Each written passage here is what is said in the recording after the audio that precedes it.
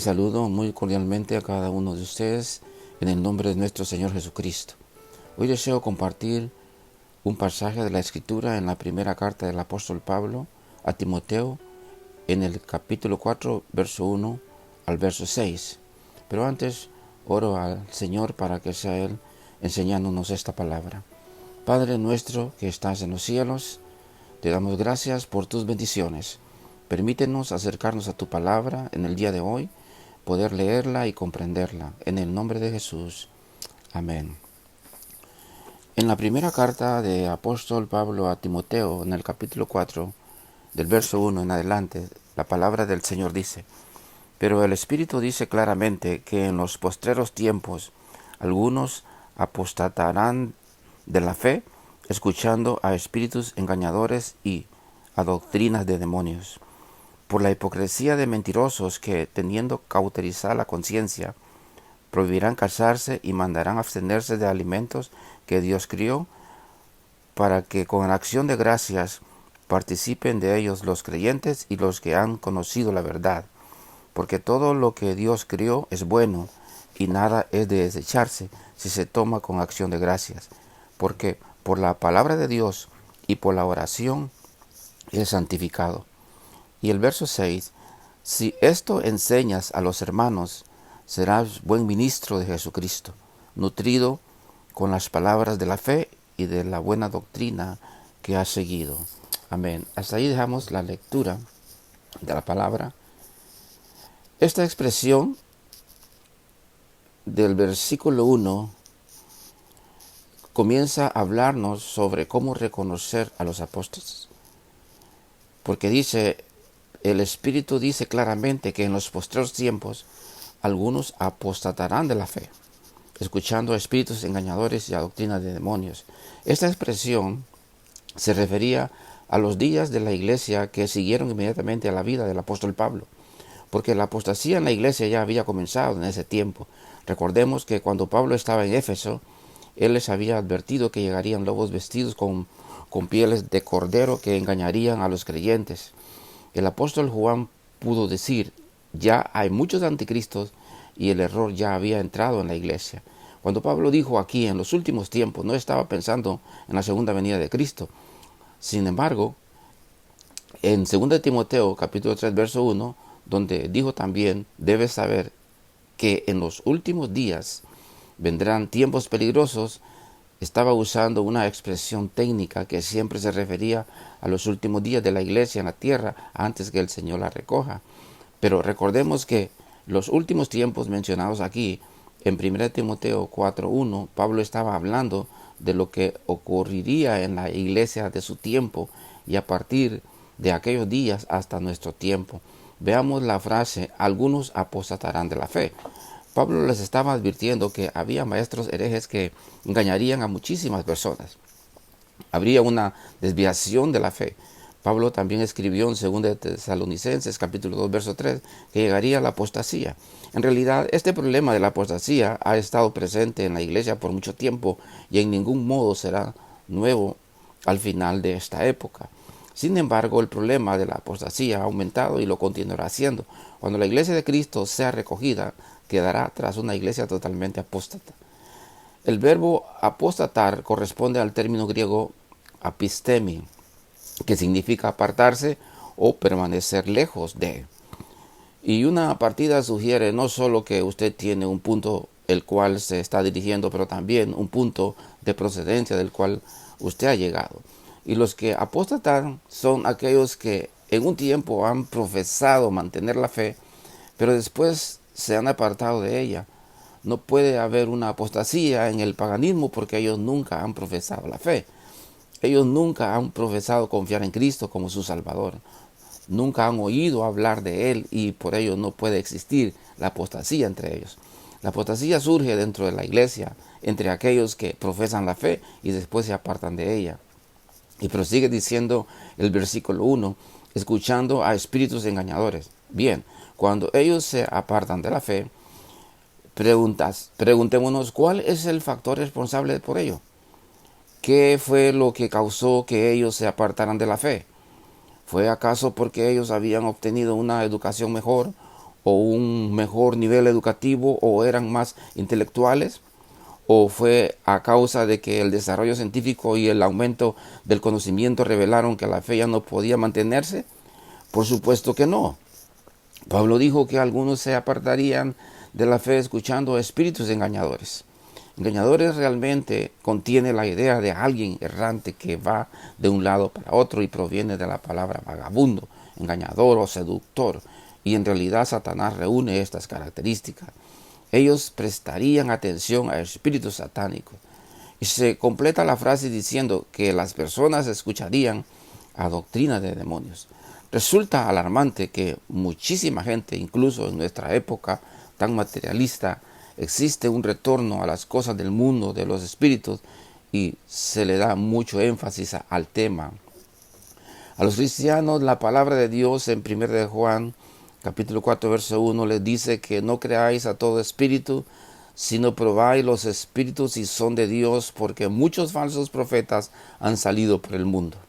La verdadera prueba que deberíamos aplicar es lo expuesto en 1 de Timoteo, capítulo 3, verso 16, y que dice: al principio Dios fue manifestado en carne, justificado en el Espíritu.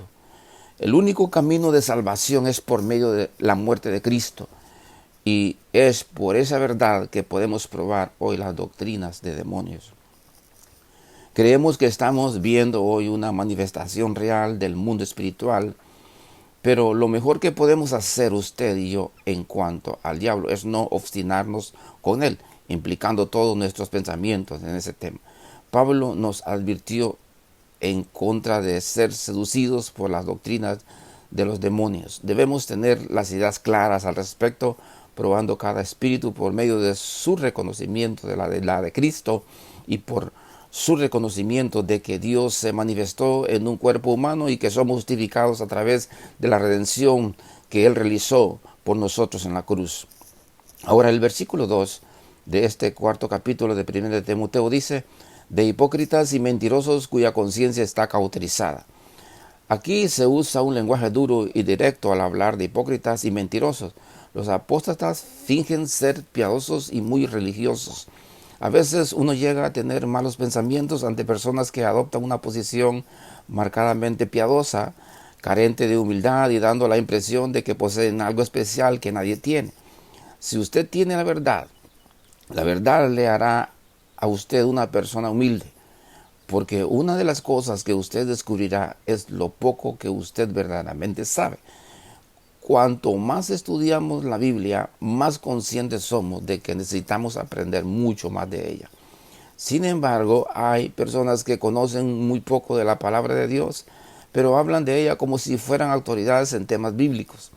La frase de este versículo, al poner de relieve la hipocresía y la mentira, señala a personas que fingen ser lo que no son. El verdadero se verá reflejado por lo que la palabra del Señor dice. El versículo se completa con la frase cuya conciencia está cauterizada. En 1 Timoteo 1:5 leemos que las cosas que deberían caracterizar a la iglesia visible son una fe no fingida, el amor y una buena conciencia. Deberíamos ser personas compasivas y bondadosas.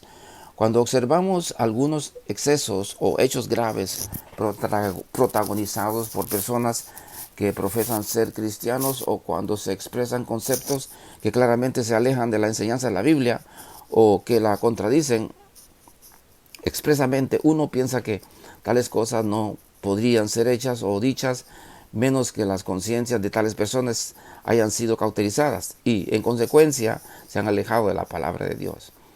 En el plan y propósito de Dios es importante que la iglesia tenga una conciencia tierna, sensible a la influencia de su palabra para no rebajarse a semejantes extremos. Continuamos leyendo en el versículo 3 de 1 Timoteo 4. Estos prohibirán casarse y mandarán abstenerse de alimentos que Dios crió, para que con acción de gracias participarán de ellos los creyentes y los que han conocido la verdad. Aún en los días del Señor Jesucristo había personas que habían apartado del judaísmo y se habían dejado seducir por diversos cultos y sectas. Esto no es algo nuevo en nuestro tiempo, ha estado sucediendo desde entonces. Aquí se advierte contra los que prohibirán casarse. En los días del Señor Jesucristo, por la zona cerca del Mar Muerto, había un grupo conocido como los esenios. Fue en la zona donde esa comunidad vivía que se encontraron los rollos del Mar Muerto.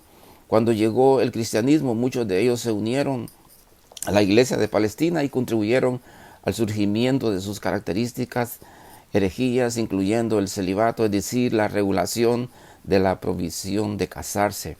Y también dice, y mandarán abstenerse de alimentos. Hay algunos que adoptan ciertas normas o reglas sobre la dieta que no se encuentra en la palabra de Dios.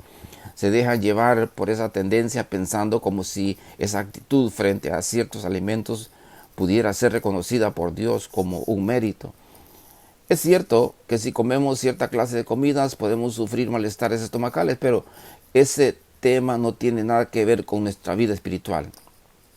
Continuemos leyendo ahora los versículos 4 y 5 de este cuarto capítulo de 1 de Timoteo.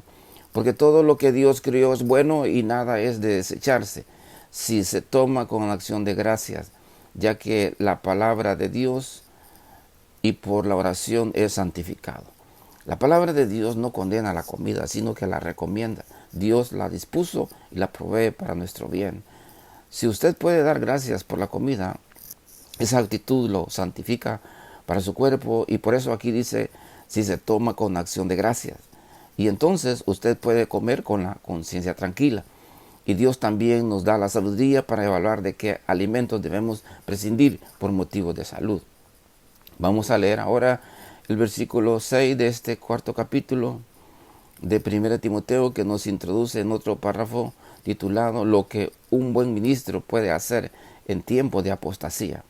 Si esto enseñas a los hermanos, serás buen ministro de Jesucristo, nutrido con las palabras de la fe y de la buena doctrina que has seguido. Veamos la frase inicial. Si esto enseñas a los hermanos.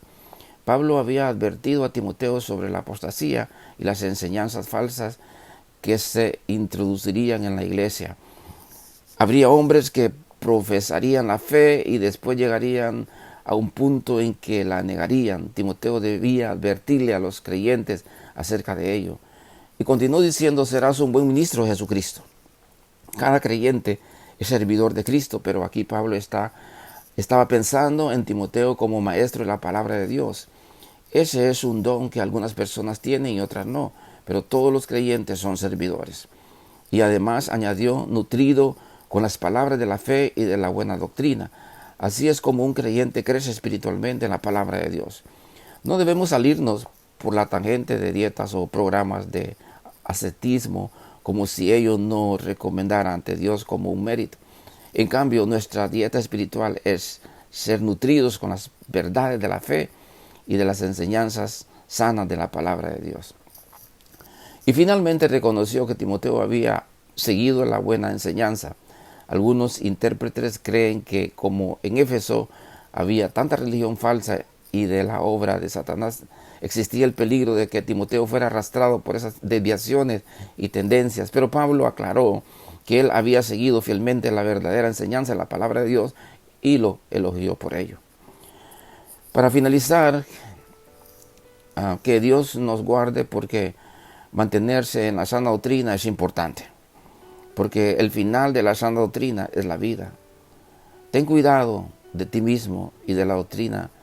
Persiste en ello, pues haciendo esto te salvarás a ti mismo y a los que te oyeren. 1 Timoteo 4:16. Por el contrario, el final de la falsa doctrina es destrucción, porque algunos hombres han entrado encubiertamente, los que desde antes habían sido destinados para esta condenación, hombres impíos que convierten en libertinaje la gracia de nuestro Dios y niegan a Dios, el único soberano y nuestro Salvador Jesucristo. Según Judas, capítulo 1, verso 4. Cambiar el mensaje de la gracia de Dios es hacer algo pecaminoso, y la condena de tal acción es grave. Creo, hermanos, que debemos de reflexionar en esta palabra que hemos escuchado. Y mi deseo es que Dios siga bendiciendo nuestras vidas y que nos afirme, que nos fortalezca y que nos establezca. Gracias, Señor, en el nombre de Jesús. Amén.